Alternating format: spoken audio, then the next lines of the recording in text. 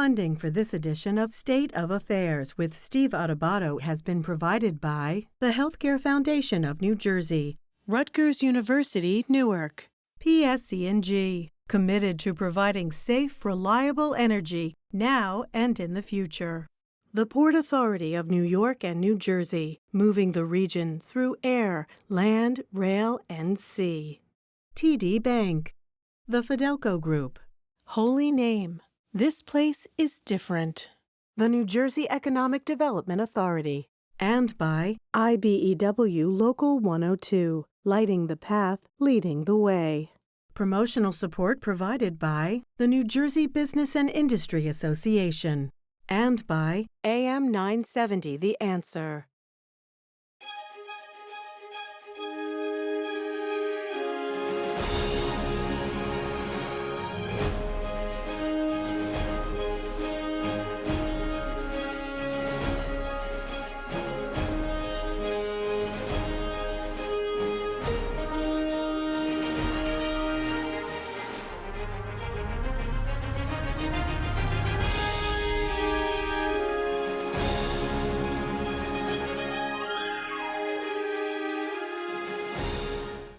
Hi, I'm Steve Adubato. It is my honor to welcome Marcus Randolph, President and CEO of Invest Newark. Good to see you, Marcus. Good to see you too, Steve. Thank you.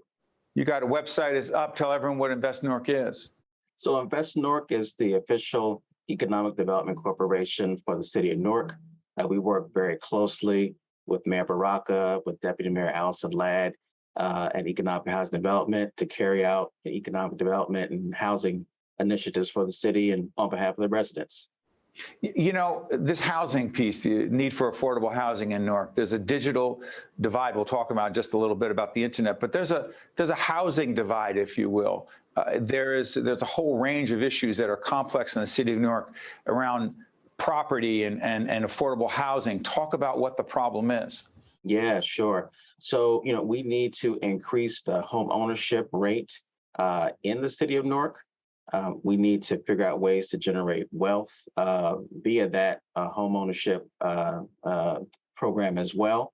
But we also have a number of people who need very, very affordable housing, whether that is rental housing or just an affordable, monthly mortgage. So we're trying to, come at this in a couple of different ways. Obviously, if you've been in Newark, you see a lot of cranes, a lot of tall buildings going up. And that's going to be great for the city. There's going to be some affordable units there as well. We got to make sure that affordable opportunities are being out into all the wards, not just downtown. We're going to be talking about, I'm going to ask you about land banks in just a minute, but this is part of this segment, part of a larger series we're doing, focusing on urban issues. One huge issue are these land banks, and it's not just in Newark, but it's across the country in urban communities. What is a land bank and why do they matter?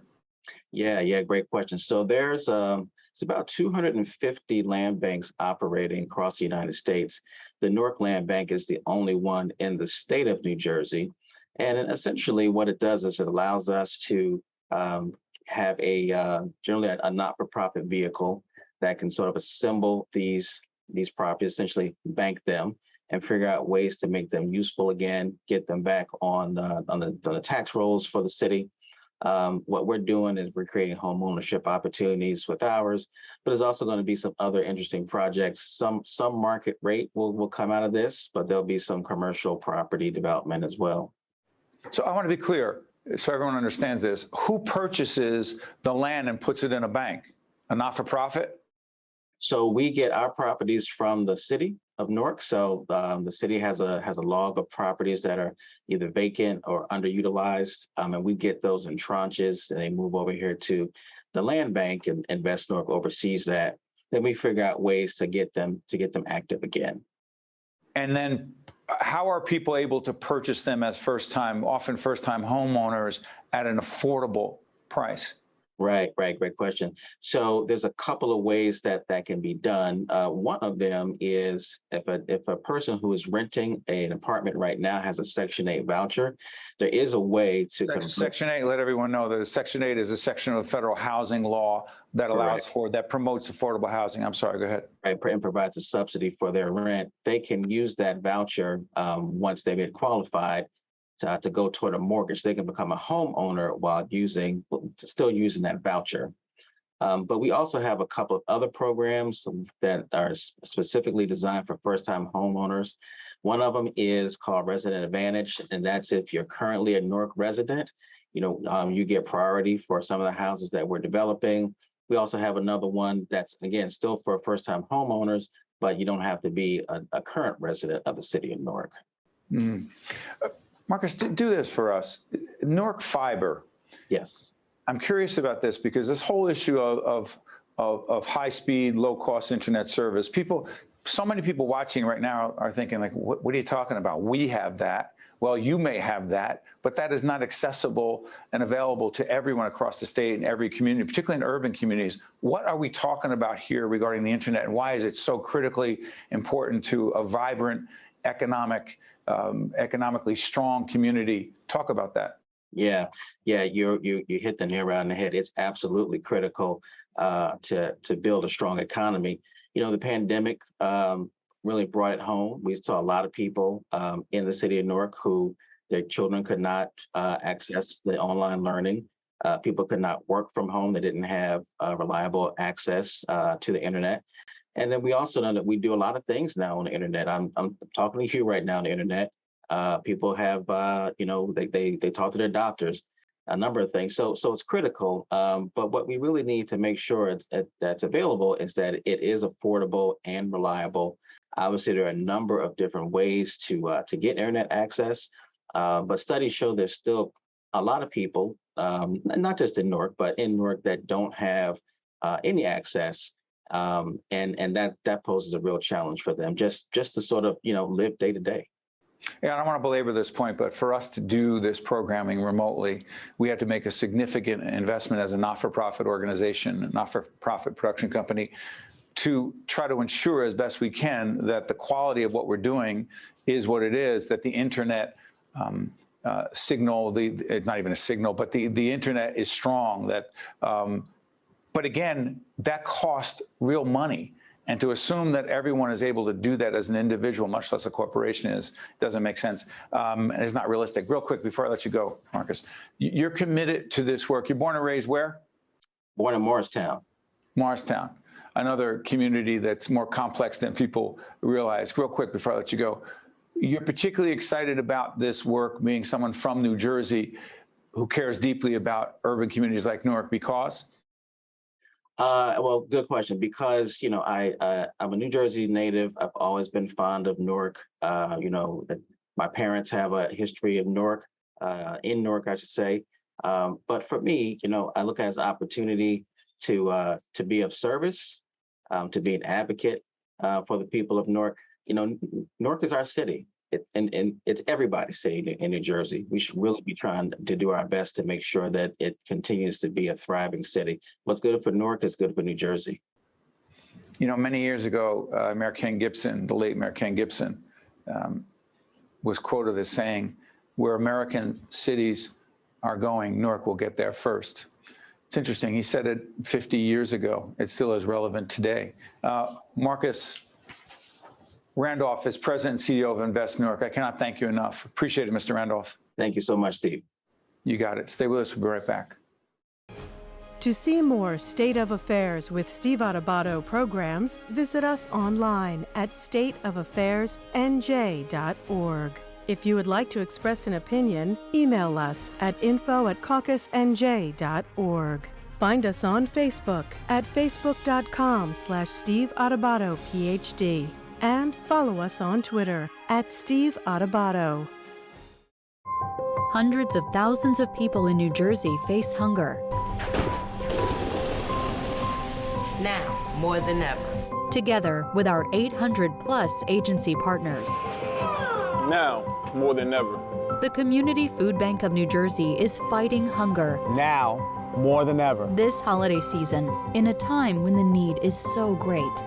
You can help our hungry neighbors by going to cfbnj.org to donate now. We are honored to be joined as part of our Making a Difference series, Not-for-Profit Leaders Making a Difference. Teresa Williams, Executive Director of Spring Street Community Development Corporation, based in Morris County. Good to see you, Teresa. Thank you. Great to be here, Steve. You got it. The website will be up. Tell everyone what Spring Street is and the work you're doing. Absolutely. We're based in Morristown, New Jersey, but we serve the Morris County area. One of our primary programs that's pretty well known, Table of Hope, is our soup kitchen and mobile food pantry operation that we have been doing since the height of the pandemic. The Hope Mobile Food Pantry has been throughout Morris County, feeding those who are in need, those suffering with food insecurity. And we've also operated a soup kitchen since 2013, here in Morristown. So at the height of the pandemic, this mobile food pantry, it really has been on a mission, just trying to reach and help those who are really struggling with food insecurity. So that's the capstone program. We have other programs. We do tutoring for the youth. We have recovery and reentry programs, and we work with maternal child health issues with pregnant women. It's interesting. The people have perceptions, right? Oh, Morris County, it's one of the wealthiest counties in the state of New Jersey. So why would there be a not-for-profit that's serving those who are struggling, pandemic, post-pandemic, whatever that means to different people? There is a community that does not fall into the wealthy, one of the wealthiest counties in the state or in the nation. Who exactly are we talking about? And is it not a fact, Teresa, that community, that population is expanding? That is correct.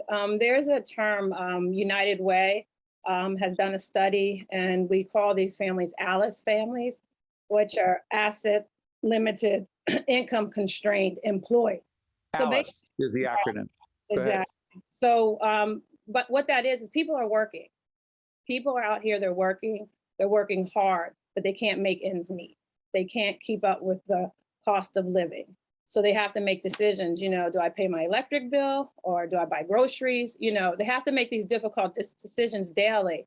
And we primarily are serving those families. Our volunteers, we can't do this without our volunteers who are out here every week. We have 50 or so volunteers. They are surprised at the people that they see because it's not normally what we would have, we would think is coming to get food. So it's a diverse group of people. Very diverse group. We see elderly, we see youth, we see families, we see veterans. So it's a very diverse group, but the majority, it is homeless. Yes, we do serve homeless individuals, but most people that we serve are actually working. As I listen to you, I keep thinking, okay, so we're taping this in the fall of 2022, be seen a little after, somewhat into the winter. And the inflationary issues, things cost more. We hope it gets better, but it may get worse. And right now it's challenging.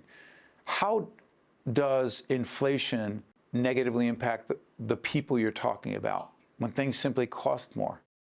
It's right now with the increased food prices and obviously gas. And just overall inflation has affected people tremendously because their salaries aren't really keeping up with the inflation increases. And it's very, very challenging for people, very challenging. So it's interesting. There are many programs, but one of them that jumped out to me that I want you to talk about is this program, the SOAR program.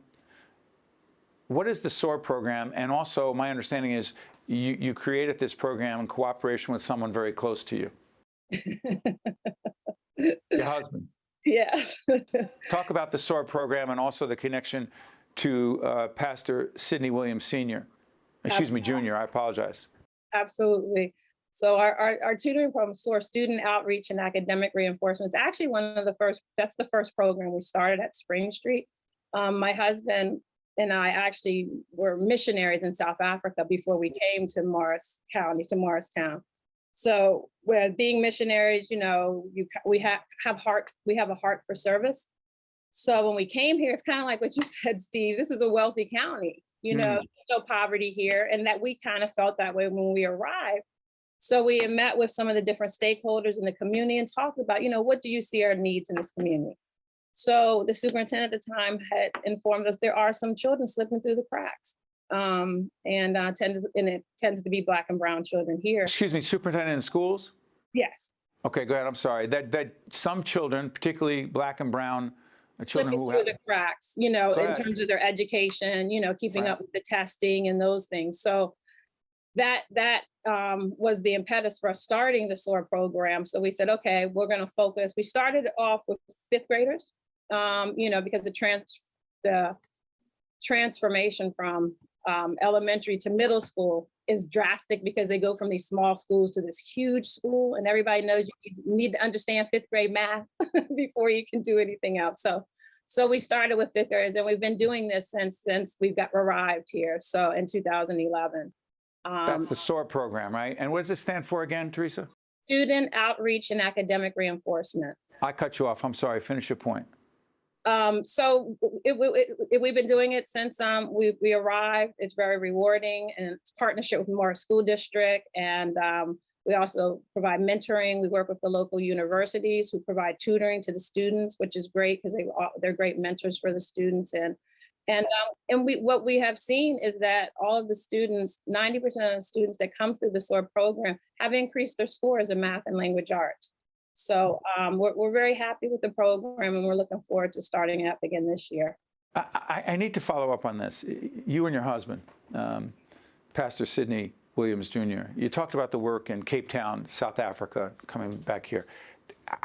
How, because this series, you know, as I said, making a difference, people making a difference. How did the two of you find each other, and did you find each other through your work trying to make a difference?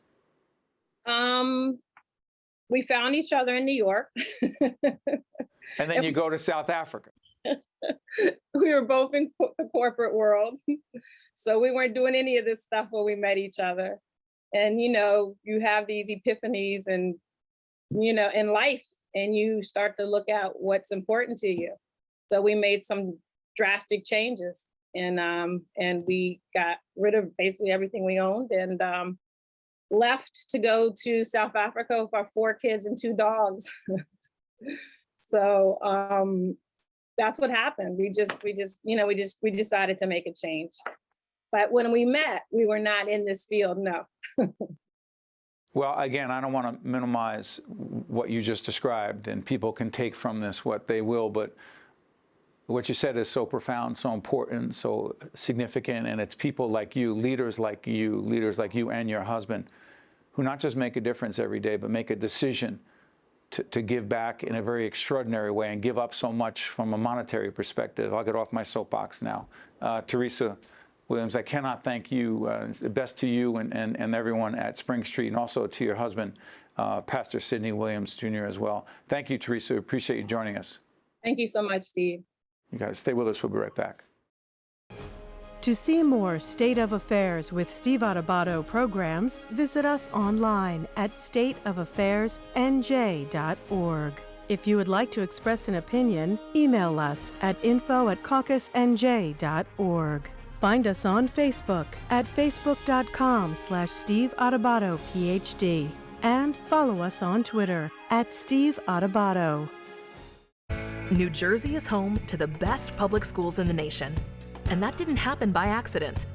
It's the result of parents, educators, and communities working together year after year to give our students a world-class education, no matter the challenge.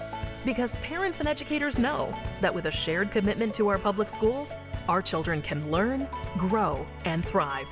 And together, we can keep New Jersey's public schools the best in the nation. Hundreds of thousands of people in New Jersey face hunger. Now, more than ever. Together with our 800-plus agency partners, Now, more than ever. the Community Food Bank of New Jersey is fighting hunger Now, more than ever. this holiday season in a time when the need is so great. You can help our hungry neighbors by going to cfbnj.org to donate now. We're now joined by Brian McGovern, Chief Executive Officer of the North Jersey Community Research Initiative. Good to see you, Brian. Good to see you. Good morning. Good morning. We're taping in the morning. It'll be seen later in the day in a lot of cases. Hey, let's talk about where we are. First of all, talk about your organization as we put the website up, and then I'm going to get into a whole range of issues that are so important to all of us, not just certain populations. Go ahead. NJCRI was born as a HIV/AIDS organization, '88. But today it's really blossomed into really a community service health center, social service center that serves the needs of the people depending on what's coming up at the moment. A great example of that is how we've handled COVID, monkeypox, some of the infections that are causing our community some harm and trying to get us back on track. Talk to us, Brian, about where we are with HIV rates in New Jersey and the nation.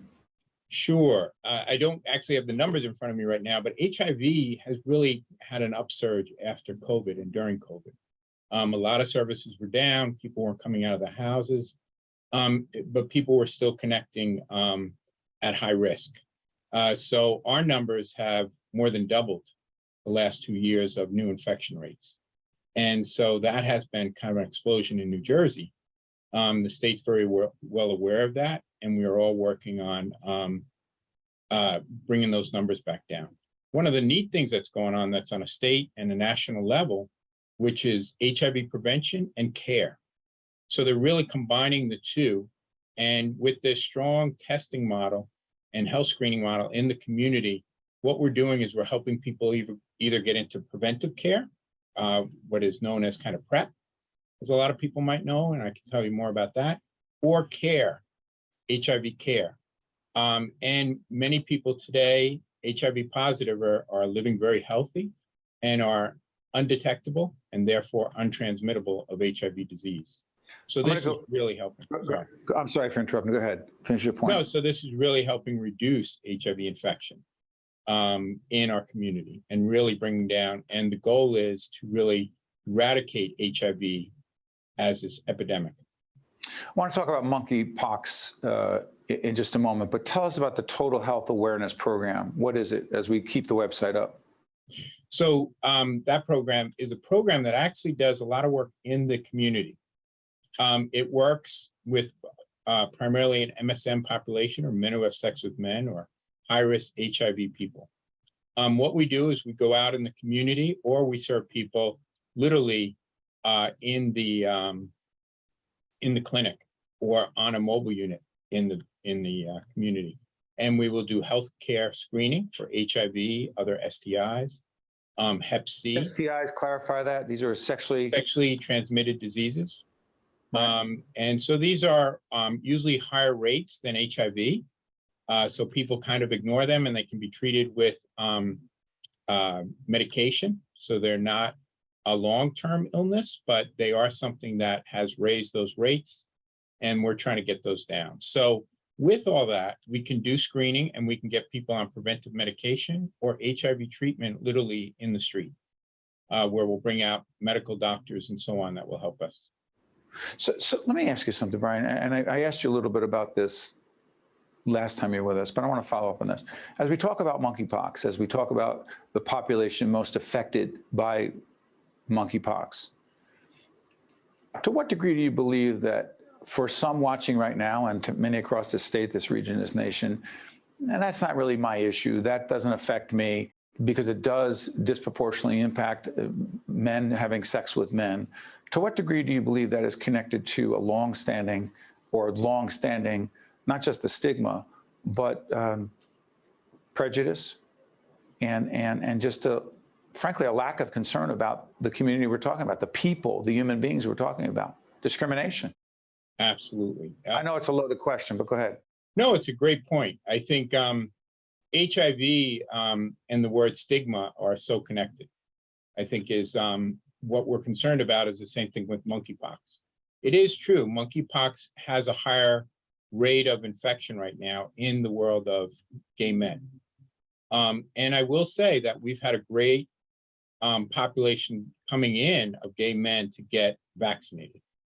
And so that's great to see. And we're also using that tool to reach out to some of these people that might not be coming in every day for an HIV test or an STI, find out about their other parts of their health. And so we use that as a tool to also give them those other opportunities, which is awesome. The other, though, the stigma part of that, where we have to be careful, is the general population. Depending on your work, maybe you're a massage therapist, you're touching other bodies all day, you're living in a commune situation where you could be sharing other clothing or bedding or something like that, but you're not having sex with someone, you still could get monkeypox. So we have to think outside the box of how this could affect, so we don't put a stigma on someone who says, I'm not in that box. I'm not gay, I'm not LGBT, so I'm not at risk.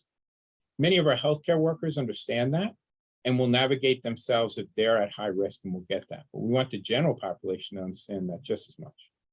Again, the website continues to be up. There are so many people directly affected and others who are friends, family members directly affected. But in many ways, as Brian just described, this is all of our issue. And if it's not, if we don't see it that way, I'll get off my soapbox. That's part of the problem. What is the Rainbow program?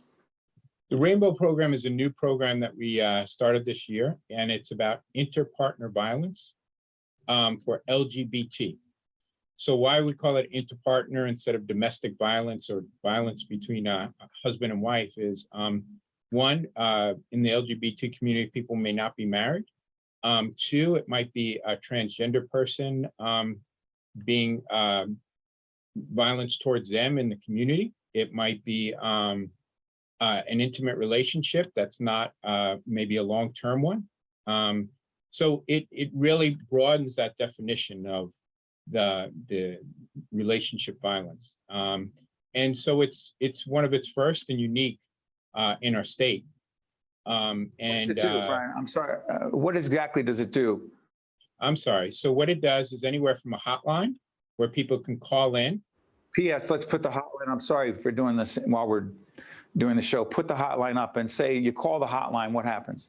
When you call the hotline, you will get live people that will walk you through whatever service you might need in that area, from medical attention, from an emergency room, to respite care to get away from that environment, to find a place of shelter, and or mental health or support that way. And lastly, last placement or court. If you need someone to be an advocate for you in court, we can set that up as well. So basically full service, what you might need in that area. 30 seconds left. This work is incredibly important now more than ever because